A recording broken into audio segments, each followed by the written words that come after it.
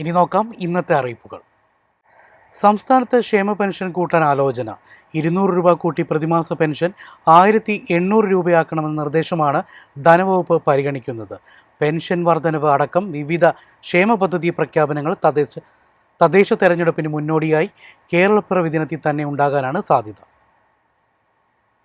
നിലവിൽ 1600 രൂപയായി നൽകുന്ന ക്ഷേമ പെൻഷൻ 1800 രൂപയാക്കാനാണ് നീക്കം. 200 രൂപ കൂട്ടാനുള്ള നിർദ്ദേശം ധനവകുപ്പിന്റെ പരിഗണനയിലാണ്.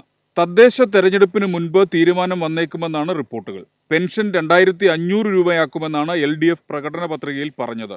1800 രൂപയെന്ന പ്രഖ്യാപനം ഉടനുണ്ടാകും.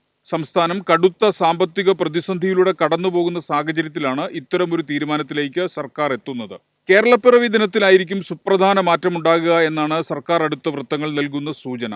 സാമൂഹിക സുരക്ഷാ ക്ഷേമനിധി പെൻഷൻ ഗുണഭോക്താക്കൾക്ക് സർക്കാരിന്റെ ഓണസമ്മാനമായി 2 ഗഡു ക്ഷേമ പെൻഷൻ നൽകിയിരുന്നു. 62 ലക്ഷത്തോളം പേർക്കാണ് ഓണത്തിന് 3200 രൂപ വീതം ലഭിച്ചത്. 8.46 ലക്ഷം പേർക്ക് ദേശീയ പെൻഷൻ പദ്ധതിയിലെ കേന്ദ്രവിഹിതമായി കേന്ദ്ര സർക്കാരാണ് ഇത് നൽകേണ്ടത്. News desk MyFin TV. സംസ്ഥാനത്ത് ആദ്യമായി ന്യൂക്ലിയർ മെഡിസിനിൽ PG സീറ്റുകൾ അനുവദിച്ചതായി ആരോഗ്യമന്ത്രി വീണ ജോർജ്. കോഴിക്കോട് മെഡിക്കൽ കോളേജിനാണ് സീറ്റുകൾ അനുവദിച്ചത്.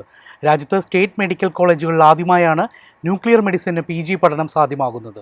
മലബാർ ക്യാൻസർ സെൻ്ററിൽ റേഡിയേഷൻ ഓങ്കോളജിയിൽ PG സീറ്റുകൾ അനുവദിക്കപ്പെട്ടു. കൂടാതെ 81 പുതിയ മെഡിക്കൽ PG സീറ്റുകൾക്കാണ് കേരളത്തിന് ഇത്തവണ NMC അനുമതി നൽകിയത്.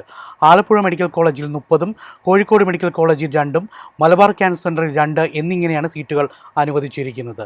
മെഡിക്കൽ കോളേജുകൾക്കായി 270 അധ്യാപക തസ്തികകൾ സൃഷ്ടിച്ചിരുന്നു. ഇതിൻ്റെ അടിസ്ഥാനത്തിലാണ് PG സീറ്റുകൾ ലഭ്യമായത്. സംസ്ഥാനത്ത് അടുത്ത 5 ദിവസം അതിശക്തമായ മഴയ്ക്ക് സാധ്യതയെന്ന് കേന്ദ്ര കാലാവസ്ഥാ വകുപ്പ് അറിയിച്ചു. വെള്ളിയാഴ്ച വരെയാണ് മഴ മുന്നറിയിപ്പുള്ളത്. ശക്തമായ മഴ കണക്കിലെടുത്ത് വിവിധ ജില്ലകളിൽ ഓറഞ്ച് യെല്ലോ അലർട്ട് പ്രഖ്യാപിച്ചിട്ടുണ്ട്. ഇടുക്കി, എറണാകുളം ജില്ലകളിൽ ഓറഞ്ച് അലർട്ടും 10 ജില്ലകളിൽ യെല്ലോ അലർട്ടും പ്രഖ്യാപിച്ചിട്ടുണ്ട്.